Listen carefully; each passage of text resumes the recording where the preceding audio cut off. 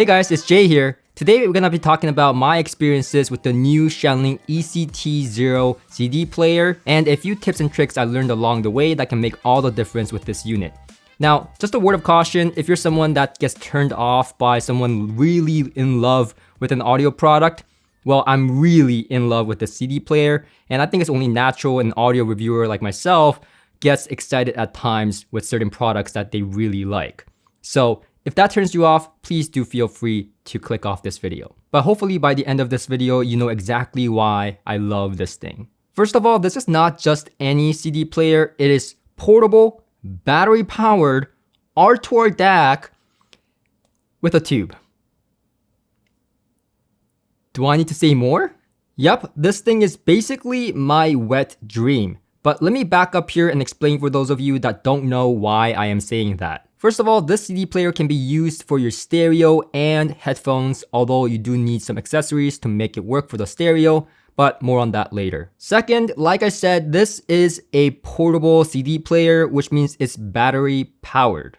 You can put your CD in, lock it, and carry it around. Locking it does two things. First, it locks the door so that the CD doesn't flip out, but at the same time, it also disables all the buttons so that it doesn't accidentally get pressed inside your bag or something. And I was also very impressed that even though I was shaking this very hard, it didn't skip once. I was actually trying to see what the threshold was for it to skip or do anything weird, but no, the music kept playing and nothing happened, even though I was literally rocking this thing. Battery life is also pretty good. On a single charge, it can last about 8 hours. And of course, you can use it while charging it using the external power option. But I think most audiophiles, including myself, really like the idea of that clean battery power that isn't tainted by the evil spirits inside our wall sockets. Yes, I'm thinking back to that time at Danny's reference listening setup where he used a battery pack as the power source. And a lot of solar panels. Crazy. Third, this unit uses an R2R DAC like I said, but it's not just any R2R DAC, it is actually Shanling's own in-house design. As you guys may know, I'm a big fan of R2R DACs for that natural sound characteristic. I just love the hell out of R2R DACs in general, but they can be quite pricey, and that was the downside before because due to the resistor tolerance and needing a lot of resistors and power supplies and so on and so forth, things can get quite pricey real fast with R2R DACs. Although today we are very lucky to see some DACs like FIO's R2R DAC, for example, the K11 that I reviewed, that is fairly inexpensive and can sound really good. In no way, shape, or form does it compete with the R2R DAC inside the Shanling. The R2R DAC inside the Shanling is actually very formidable under $1,000 just as a DAC. Never mind the CD player, just as a DAC. And yes, you can use this unit just as a DAC as well. In terms of the sound characteristic of the R2R DAC inside the Shanling, it reminds me a lot of the live Harmony R2R DAC that I reviewed, which I really loved. It has that kind of similar kind of character in terms of warmth, body to the sound, smoothness overall, and it's a very inviting and easygoing sound while keeping things airy and spacious that R2R DACs are known for. Yes, the Harmony is still a better DAC, but the richness, smoothness, and airiness that I look for in my R2R DACs is all here with the Shanling EC Zero T. And let me tell you, I really like the general tone of this DAC. Like I said, it has warmth, richness, and it's just a pleasure to listen to. And if I had to use one word to describe the sound of the R2R DAC in this, I would describe it as natural, whether you're using headphones or stereo. And to elaborate a little bit further about what I mean by natural, I mean there's no digital edge, there is no kind of sensation of brittleness or sharpness or kind of, again, that digital edge. It is very natural, very easy, and like calming when you actually listen to the music. Like it feels, for the lack of better words, like analog. Kind of the sensation I get when I play my reel-to-reel. Like no joke, personally, I would buy this just for the R2R DAC. I mean, a battery-powered R2R DAC that sounds like this? Are you kidding? For $650? But man, oh man, there's so much more to this unit. Fourth, yes, you guessed it, this also uses tubes that you can turn on or off. It uses two JAN6418 miniature tubes that Shanling and few other manufacturers seem to have gotten a liking to because of its warm and natural characteristic. And like I said, you can toggle on and off the tubes instantly and compare the differences. And let me tell you, oh, there are differences. Pretty noticeable differences. Especially because you're going back and forth right away with a single button. With the tube engaged, the sound becomes more spacious, warm, even more inviting and spacious, with really nice airy and sweet highs. Which is crazy because it was already fantastic, like I said, without the tube on. But once you press that tube on, you go, whoa. That was my reaction. I immediately went, oh, wow, that actually makes a pretty big difference. It honestly put such a big smile on my face. I was very happy. Another quick tip is that you can go into the settings and choose between oversampling and non-oversampling mode. The oversampling mode gives you a little bit more detail and sharpness, more definition around instruments and separation, while the non-oversampling mode is warmer and richer and generally more forgiving to recordings and more inviting sound. I personally toggled back and forth fairly easily, so I chose depending on the track.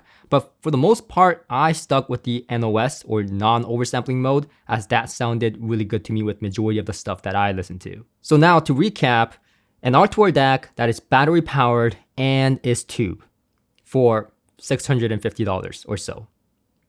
Crazy, but there's more.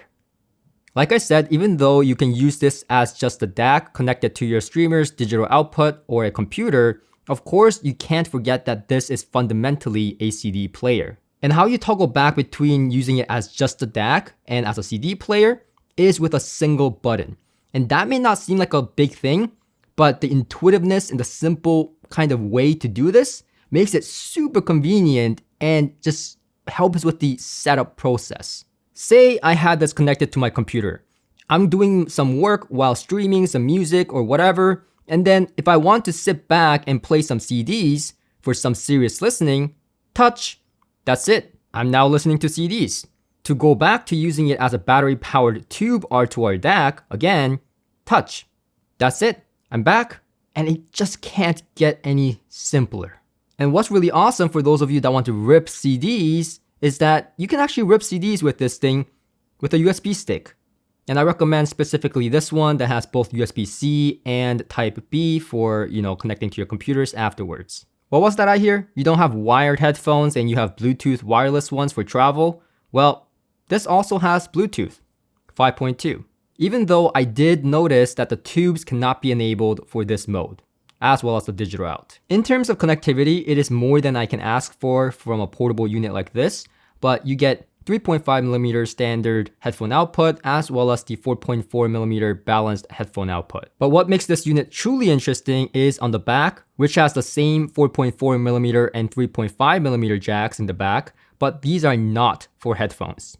These are line outs, which means you can use something like this, a 3.5mm to dual RCA adapters or cables to connect it to the analog inputs of your integrated amplifier or preamp. If your integrated amplifier or preamplifier has balanced inputs, XLR inputs, and you want to use that instead, you can by getting a specialized cable like the 4.4mm to dual XLR. And you can use this cable and use the same method to connect it to powered speakers like from Atom Audio, for example. Now, how I personally use this unit in my stereo system is just super neat and super cool. So first, I use the aforementioned ways to connect this unit via the line out to my integrated amplifier, the Accuphase E3000. So this way, simply I can play CDs, but if I want to also stream and use the internal DAC inside the CD player, I can connect this unit to the digital output of the Eversolo streamer, for example, or any streamer that has digital outputs. And this means I can do exactly the same thing I did on my desktop setup, which is just toggle back and forth between streaming and CD with a single button. And kind of a pro tip here, if you're using any of the Eversolo streamers or any streamer that has a digital correction like DSP or PEQ, for example, it adds that layer of flexibility because all of that is done in the digital domain inside your streamer before it gets handed off for the conversion inside the CD player. So that means you get more flexibility in fine-tuning little details in your system using those features inside your streamer. So highly recommended. And also not just Eversolo streamers, but any integrated source like an Eversolo that has both analog inputs and outputs, with the unfortunate exception of the DMP-A6 that only has analog outputs. With the DMP-A8 or the A10, however, for example, you can connect this unit into the analog inputs of the Eversolo streamers and then connect the analog outputs to a separate solo amp like the Eversolo F10. And then from there, you can connect it to the USB digital outputs on the Eversolo to the Shanling like we discussed before. But now you have the option of toggling back and forth between using the internal DAC inside the Eversolo to the one inside the CD player with a single button in the Eversolo app. I did this obviously, and honestly, I did prefer the DAC inside the CD player. It just sounded so warm, natural, and smooth, which made it a great match to the Eversolo streamers because as you may know, the Eversolo streamers can sound a little bit clinical in the wrong setup with wrong components. Whether I was using the headphone output or the line out to my stereo to use speakers, I mean, the sound that I was getting sounded big in scale, spacious, again, warm, inviting. Everything that I like about it, like the airiness, the sweetness, especially with the tube mode on, this unit just sounded absolutely fantastic and I fully fell in love with it. Like, I didn't expect this portable CD player to sound this good. The extra features and the extra user friendliness and the intuitiveness of this unit, as well as it being portable, is a big plus. But the sound quality alone was what really impressed me. But of course, no product is perfect, so let's talk about some of the drawbacks that you should be aware of. Now, quite frankly, most of the drawbacks that I found with this unit was because it's a portable unit. So for example, the battery and the tube, both of these are features and highlights of this unit, but they're also drawbacks because both of these do expire. So for example, the battery, according to Shanling, should last about 2 years under normal use, and the tube should last about 5,000 hours. So to put that into perspective, if you're playing about 15 hours straight every single day, that means that these tubes should last you about 1 year. But realistically, under normal use, it should last you about 2 years as well. So what happens after that? So the good news is that you can replace them. The not so good news is that you may need to get the instructions or send it off to Shanling to get it replaced. And how Shanling will exactly handle this kind of customer service, your guess is just as good as mine. But considering that I just had a friend who had the M8T, which also has this tube and is battery powered, and he actually had to get it serviced to replace the battery and the tube that was defective in it.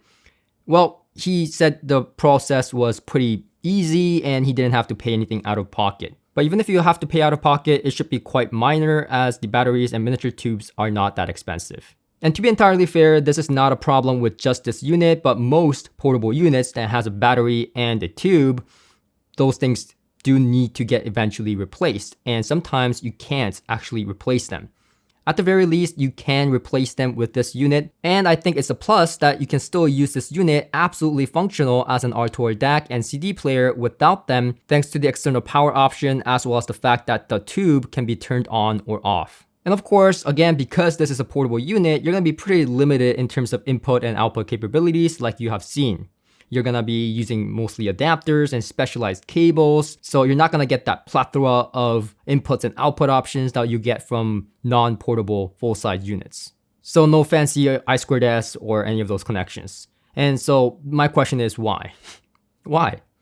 Why can't we have a full-sized version of this for stereo? Still battery powered, that's important. I want it battery powered, but with more input and output options for stereo. That would be pretty sick. But honestly, that's about it. I don't have anything to nitpick about the sound quality or the functionality. I think those things are all exceptional on this unit, which is quite rare. And I really enjoyed this unit. So that's pretty much it from me. I hope this video was helpful and entertaining. And I really hope that you get to audition this because it's just an absolute knockout. Absolute knockout. I love this unit. This unit is fabulous sounding. But anyways, enough of me raving. I hope to see you guys on my next video. Make sure to subscribe and click like on this video. I know I hate asking you for it too every single time, but it really does help my channel out and I really thank you in advance. And I'll see you guys on my next one. Until next time.